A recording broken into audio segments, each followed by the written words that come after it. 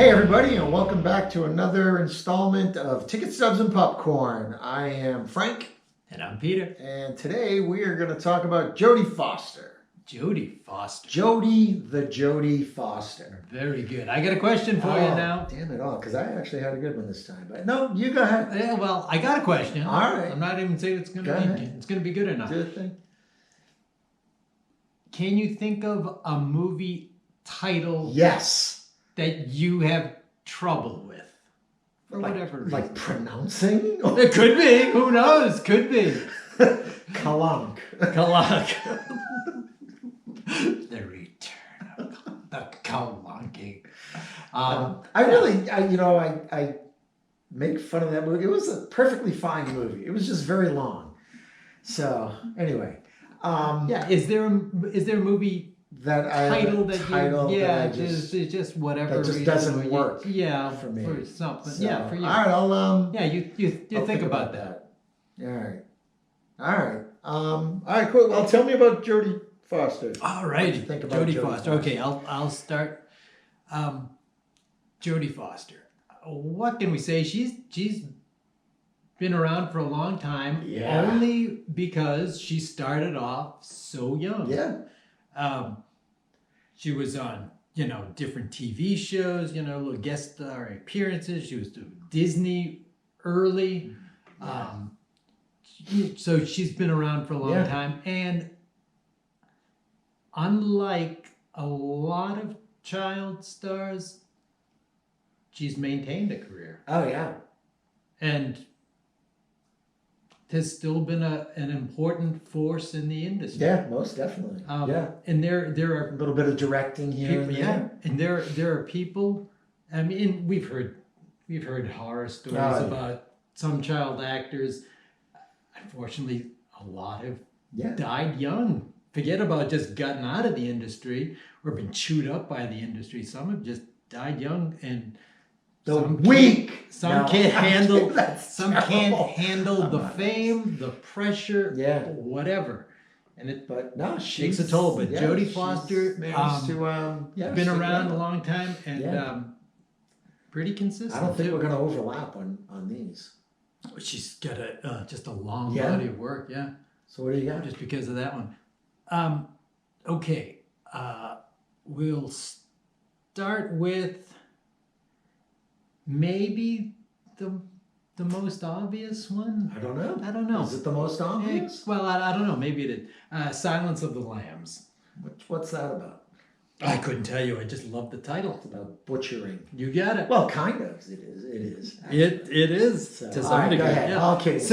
So going with Silence of the Lambs, which is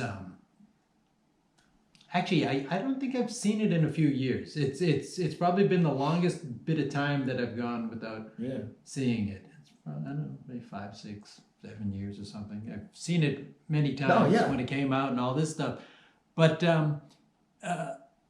I think that the knee-jerk reaction when you hear the title Silence of the Lambs and you remember is that you go to Hannibal Lecter comes to mind and the Anthony Hopkins performance, which obviously there's nothing less than chilling and perfect about that. Yeah, dude's terrifying. But there's another component to that movie, and that's this wonderful performance by Jodie Foster as Clarice Starling. And Clarice is a young FBI agent. There's some doubt within her, not in her ability, but like in her personal situation. She's got some baggage. She's young. That's one thing. She's female. That's a definite big thing because in the when she's like in the academy and the training and all that. It's the FBI. There's these physically bigger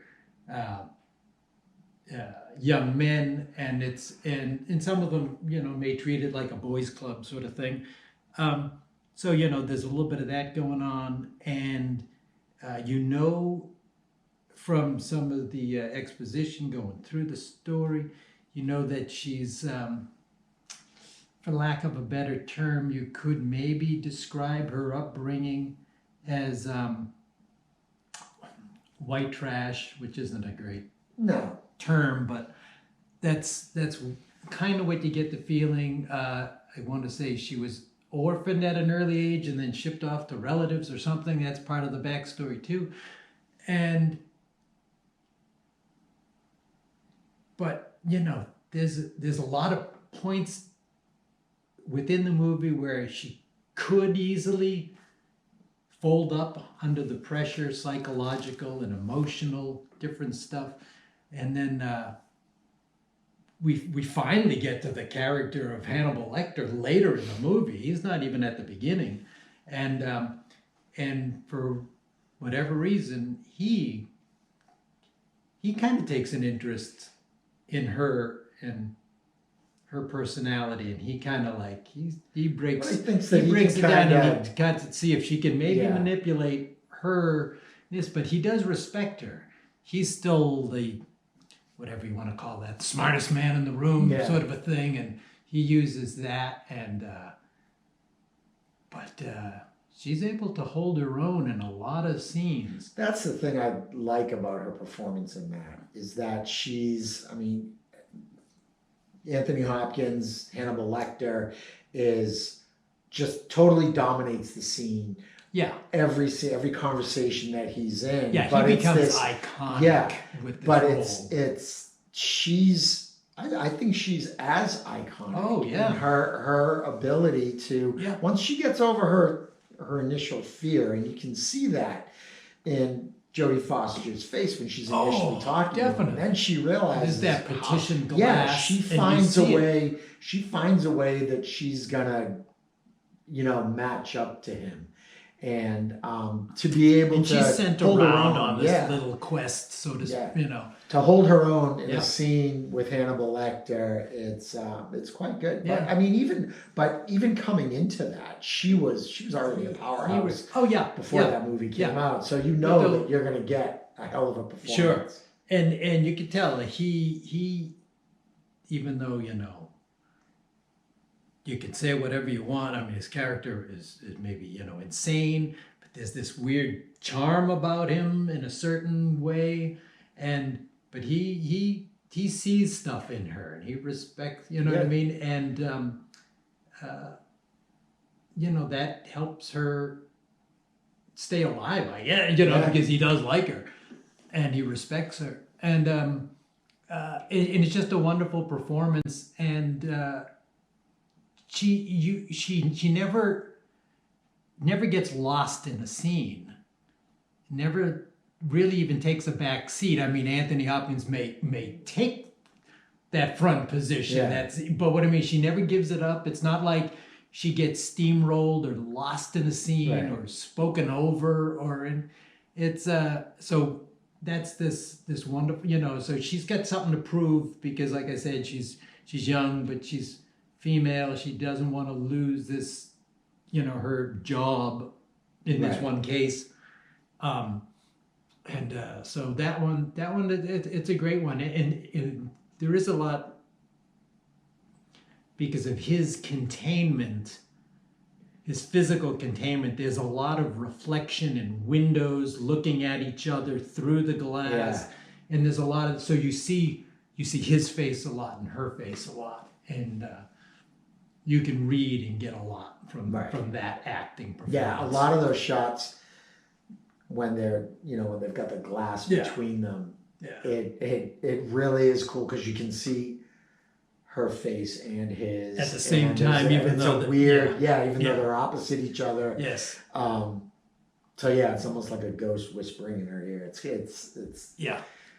yeah, she's fantastic. Yeah. What and else you got? she holds up the whole, through that whole thing. Other one, it's another heavy movie. I'm not gonna say dark so much. It's a heavy movie, and it's uncomfortable, and it deals with graphic rape, and it's the accused. Oh, yeah. And she's the rape victim in this one, and there's nothing pleasant. Nothing. There's nothing about this. Even her, in the movie. The movie starts off with her running after being gang raped in a back room at a bar. Yeah. And the movie starts off with her like running out from the bar, fleeing for her life or safety, and so it's already happened. And then they get You get details. yeah, you get details. They show you stuff, and it's tough to take. And then she has to go through the indignity of the examination, the questioning, because her character lives in a trailer. The background isn't the same. She's a fun-loving girl in the movie She was before asking the for thing, it. and exactly. So she has to deal with her own drinking and drug use, and She gets put where on she trial, was. which is Yeah, and exactly. So you have to deal with that, and there's the indignity of that. But then she also feels the relationship with her defense attorney. I'm sorry, not the defense attorney, the prosecuting attorney who's working for the DA's office, Kelly McGillis. yeah. Yeah. So the Kelly McGillis character is, what do you want to say? Better bred,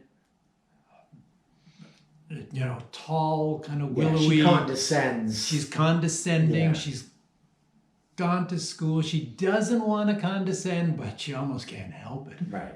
And so that makes, the Jodie Foster character feel even, less, and she feels more put upon. And this is like a woman who says she's trying to help, and all, the Jodie Foster character can see is that, I don't know if she is helping. Yeah. She's just trying to, what's she doing?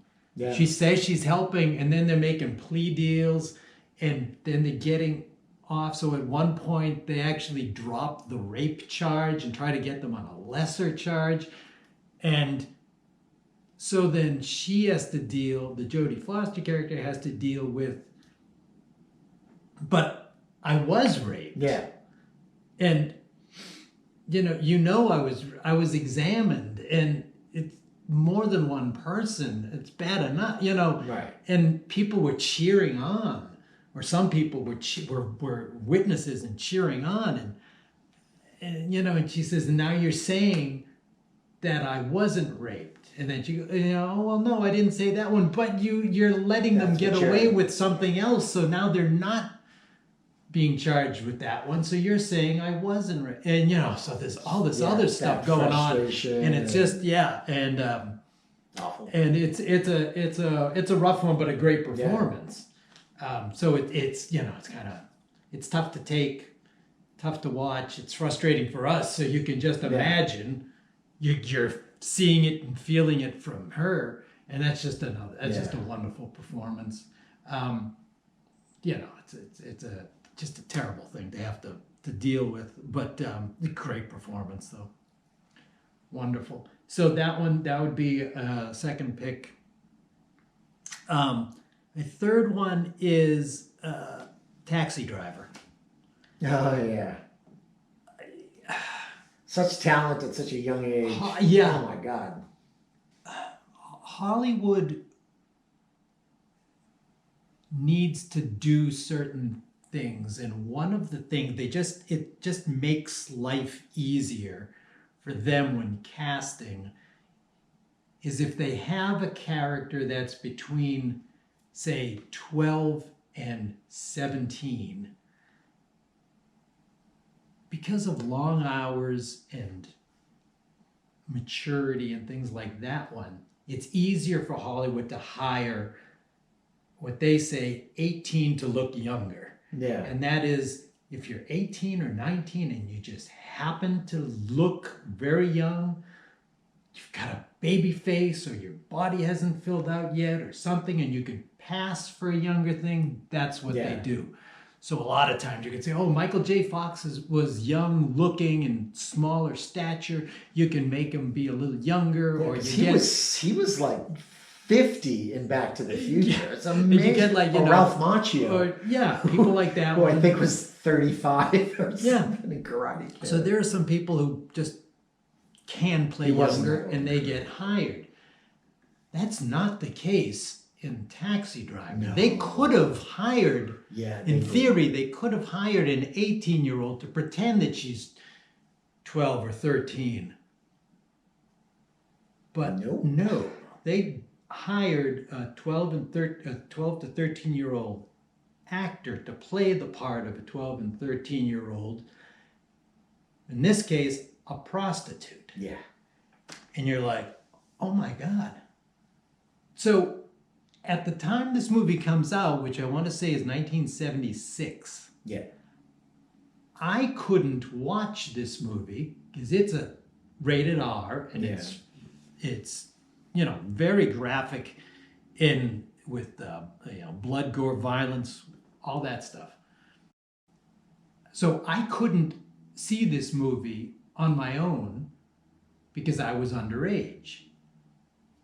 And I'm older than Jodie Foster is, and she's in the movie portraying this person. And you're like, wow.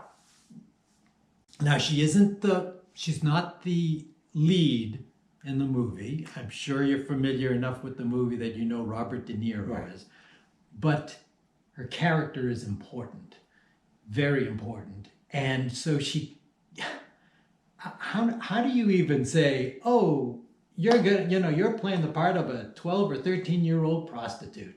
Like, it doesn't even, you can't comprehend that. You're like, but that's what she is. She ran away from home at some point, and that's what happened. Got to the big city, and that's what's happened. So she's young, definitely, youthful, but she's got this world-weary experience because of the life she's living. Yeah. But at the same time, she doesn't ask to get rescued. She actually almost doesn't mind her relationship with her pimp, which is Harvey Keitel, Sport, I think. Well, that's what she calls him, Sport. And so would she like to do something different? Yeah, probably, but she doesn't ask to get rescued.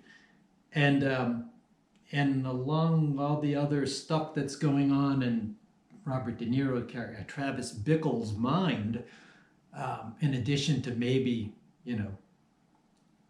assassinating the presidential candidate, other things, he's infatuated with Sybil Shepherd's character. In addition to this one, he also wants to be the hero and rescue the Jodie Foster character, Iris, her name is. Issues there. And so there's a lot of stuff going on with his character, and it's just that's another iconic. Well, we talked about Hannibal Lecter. That's his other iconic character, Travis Bickle.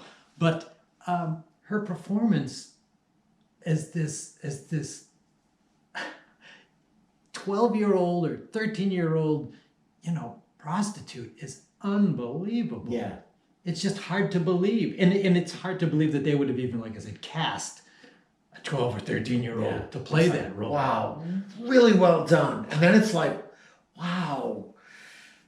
God, that's just awful. Yes. To be so well done. Yes, exactly. Yeah. And she's there's times when it's not even that you say, oh well, you see her, performing her job as a prostitute. It's not like that part, but it's enough. You know what she does do for her job, but also there are times where she's just made up. And the way she's with the makeup and the hair, and you're like, my God, and the this world weariness with which she carries herself, why is she this is the job. looking like this? Yeah. Like, shouldn't be. just be a girl, just be a kid, enjoy, but that's not what's going on. Yeah. So that's just a great performance. Great. Now, let me just say this, because I realize now that the three movies I've picked, and I just realized in my head that the most recent one of those three that I picked is probably Silence of the Lambs, and that's like 30 years old. Almost. So let me just say, though, those just happen to be the three that I picked. She's got loads of performances since that time. So it's not like, oh, she hasn't done anything since then. That's not the case.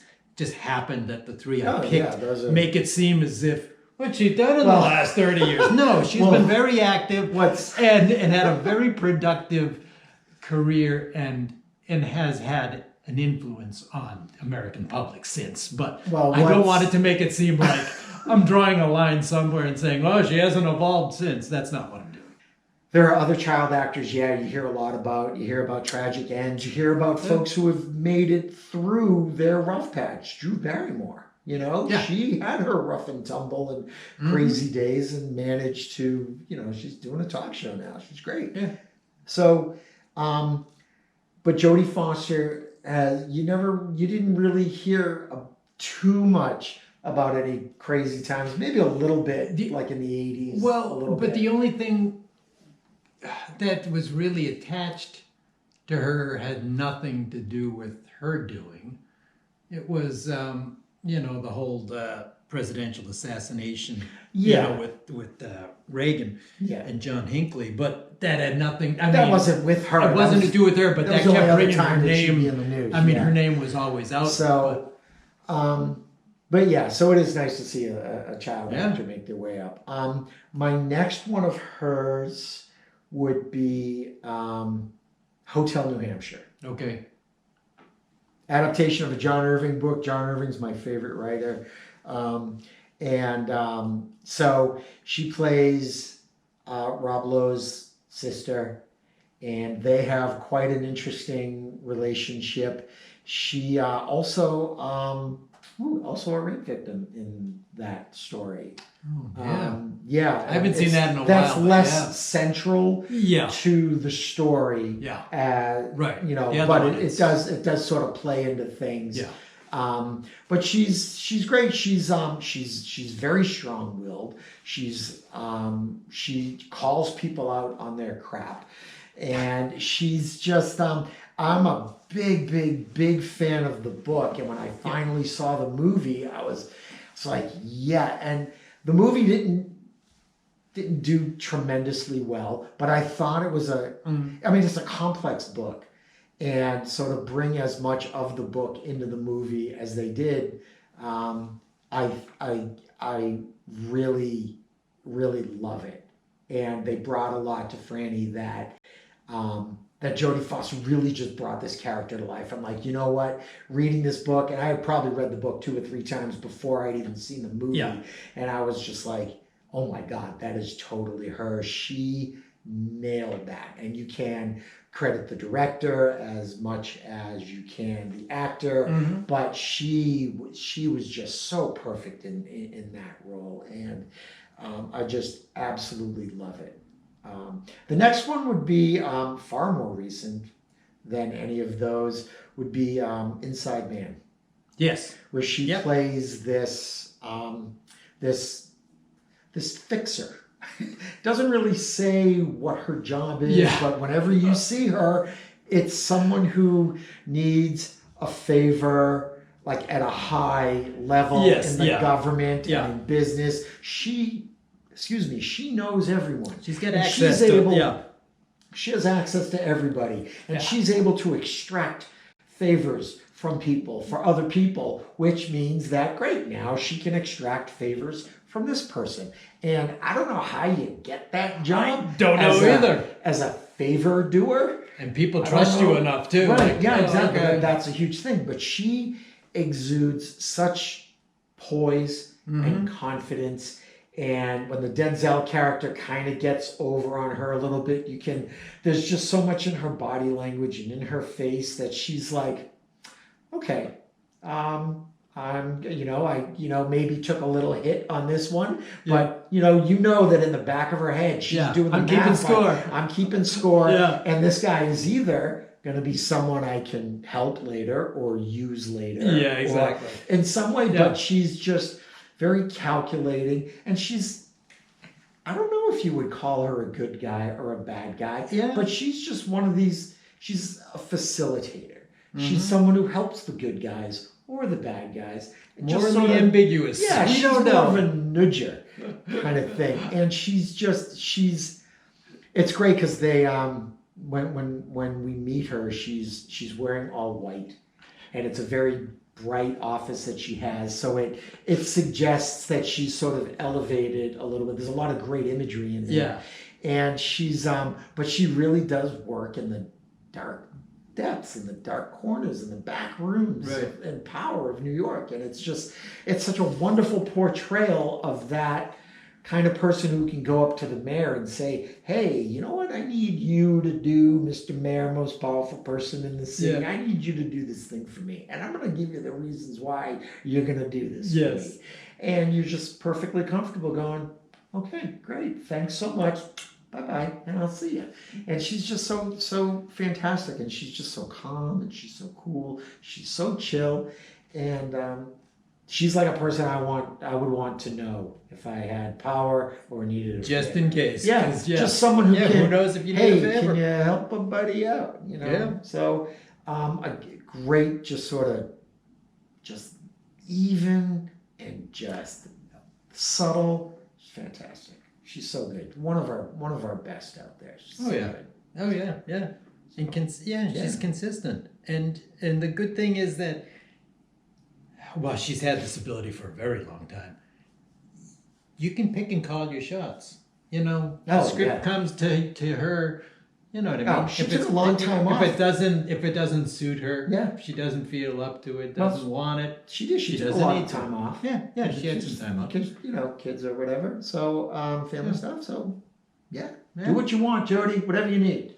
So she's fantastic. You know what else? I don't know. Don't know anything about her as a human outside, as a person, as a she human doesn't being. return a call. Tell me about it. No, I couldn't tell you much, like what her personality really is. I mean, how would we know? But when she did I just get this image of her like raging at a gardener. Why aren't those growing faster? I said pink. So. But you get this feeling that she's well-loved and respected in the community, but you also get the feeling that she might be a highly principled, loyal person. And the reason I say this is because she did a movie a little while back, Maverick, and that was when Mel Gibson was on top. He was like, really kind of hitting a good crest, and he was in Maverick, and before he lost his mind. And so then he apparently became good friends with Jodie Foster. They had a good working relationship, and they were friendly. So when Mel Gibson was having his problems, and nobody wanted to touch him, or very few people wanted to touch him, she did a movie called The Beaver. And great movie. She reached out to him knowing that, well, he's a talented guy. He can do this role. And I'm friends with him. Did she direct? I don't remember if she directed it, but she definitely produced it, I think. Or one of them. She directed one.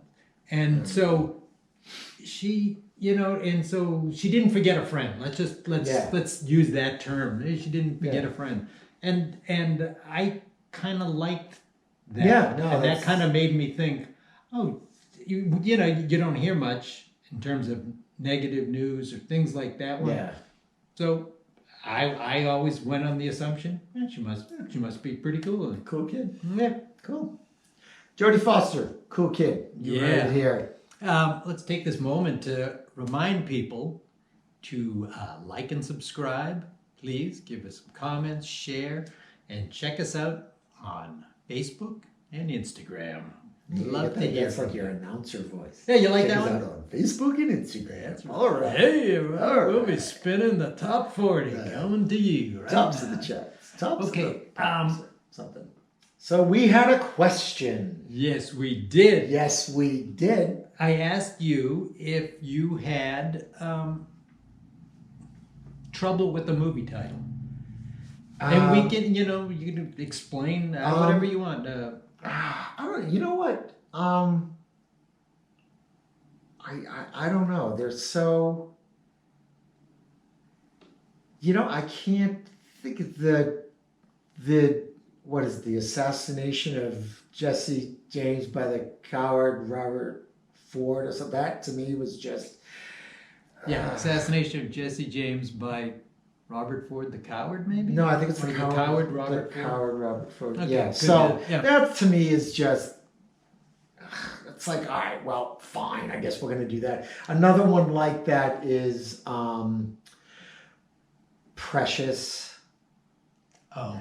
Because the movie Precious based on the blah blah blah. But I can't even remember the name of it all because it was the most depressing movie ever. It was a very long title because it got like every aspect. bit of information that Right. you needed about credit and all it this was sort of stuff. from the book. So Yeah, I forgot about that part of the title there. Yeah. yeah.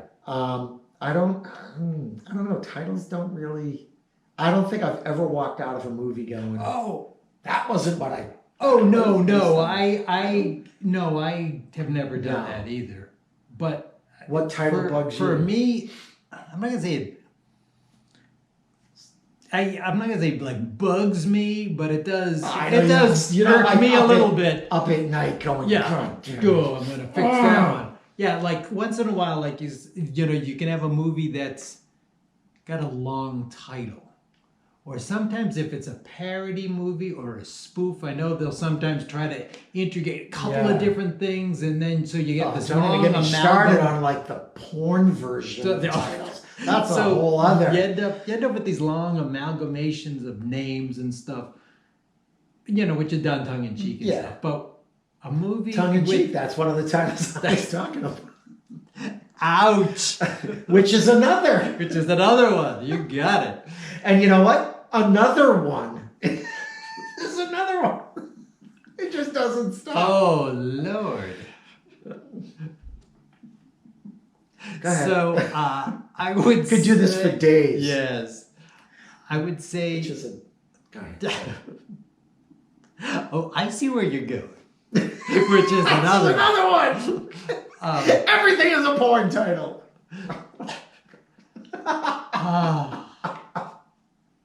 I'm not cutting any of this. This is gold. I tell Why you. not leave Gold! it in? It's gold, I tell you. Gold, I say. No, you're projecting. I would say if one does bug me a little bit, it's going to be. I'm not even sure if I'm going to get the right title down word for word. It's the Eternal Sunshine of the Spotless Mind. Eternal Sunshine. Yeah. Eternal Sunshine of the Spotless Mind. Yeah. I mean, it Really? makes sense when you're watching the movie, but as a title, I don't know. Could they? I think they could have done something else, and it would still get the point across. I think it's It just kind of gets in my way a little Yeah, bit. it's But kind that's one of those that, Yeah. yeah, it's Bugs you just a something little there. bit. It does. It bugs Yeah. me a little bit. Doesn't quite roll off the tongue. Exactly. Which is another one. Which is another one. Yeah. All right. But, let's pick another thing. Yes, Because, quick well, before we, it just devolves worse and worse. Oh, it can get worse. Alrighty here. Oops, who's this? All right. Okay. All right, that's cool. That's cool. That's cool. Are you sure? Yeah. Alrighty. It's all good in the Let me hood. take a look. Oh, yeah. Yeah, no, he's Very good. He's funny. Anyway, so yeah, folks, we'll thanks for watching, Very good. and I guess we'll just we'll see you next time. Take care. Bye.